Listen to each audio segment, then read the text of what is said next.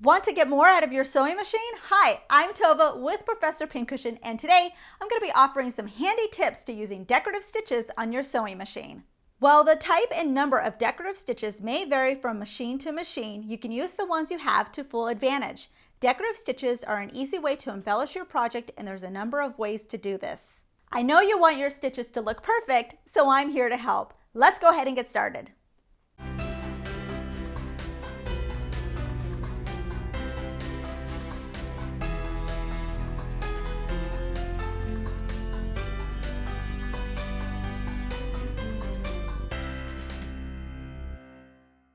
You can see some extra stitches that my sewing machine can do. Now these are called decorative stitches because they're used by the sewing machine in order to embellish whatever project you're working on. Some people may call them embroidery stitches, but usually embroidery is done by an embroidery machine, and this is just a regular sewing machine.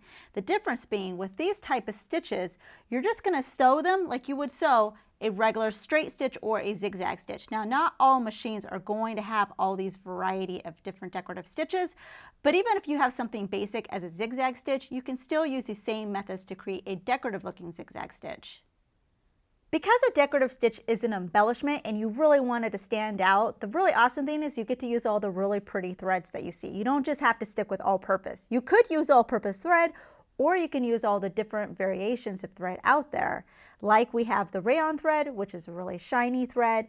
If you want something that still has a sheen to it, but maybe not as drastic as the rayon, you can just go with a silk thread. You can use a variegated color thread, and you can also use the metallic threads.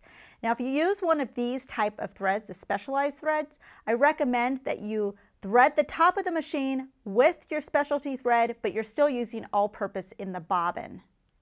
In order to prevent puckering when we're actually creating our decorative stitches, you want to use some sort of stabilizer. This is an important aspect. Now, the two things you want to think about for picking your stabilization is the weight of your fabric and then also the care of your fabric, meaning is it dry clean only, can you wash it, that kind of thing, because that's going to determine the best stabilizer that you're going to use. There's so many different options out there. Now, if you're using a fabric that is washable, one easy thing that you can use without using a professional stabilizer that you buy at the fabric store is just using some spray starch. So you can spray your fabric, it'll stiffen it up, and that'll keep it from puckering, and then you can just sew it on, and after you finish, you can just wash the starch right out, and it should be okay. You definitely want to wash it out, otherwise your fabric's going to remain stiff.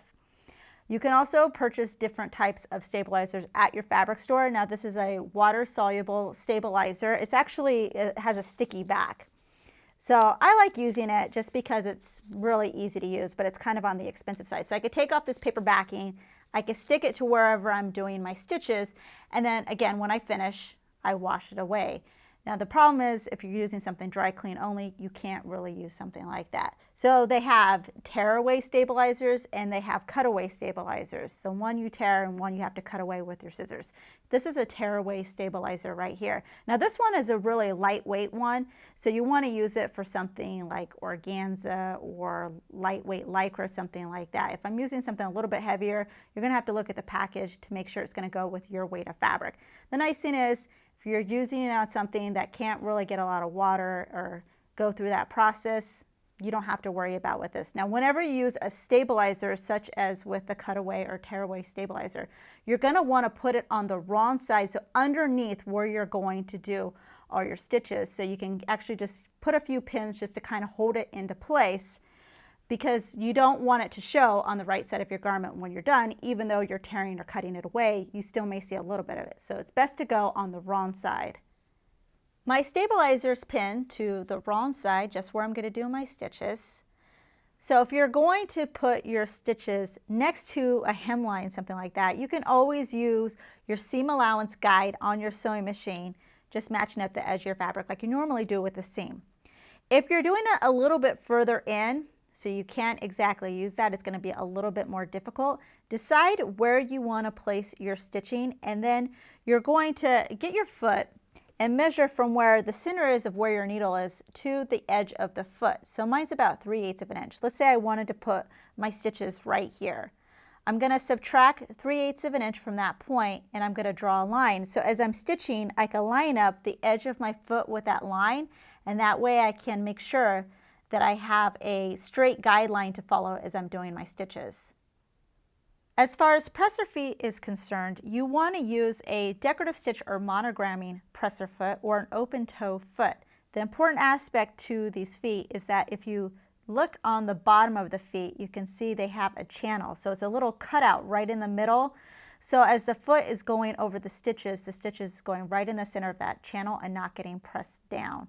If you look at a regular presser foot, let me grab one right here, you can see it's flat on the back. So you want something that has more of that channel. When choosing your needle, you're going to want to choose a needle that's appropriate for your weight of fabric. So whether you're using lightweight, heavyweight, or midweight fabric, you want a needle size that's going to go with that. The different types of needles that you can choose from is going to be top stitch, microtex, or even an embroidery needle that you can get in the needle section of your fabric store. The nice thing about the embroidery needle is that the eye is slightly bigger, so you can use a thicker type thread for doing your decorative stitching, or you can use 2 threads in one. So you would be threading the top of your machine like you would for a double needle, except you're going through a single eye of your single needle. You may need to lower your thread tension. Practice on scraps of your fabric until you get the correct thread tension.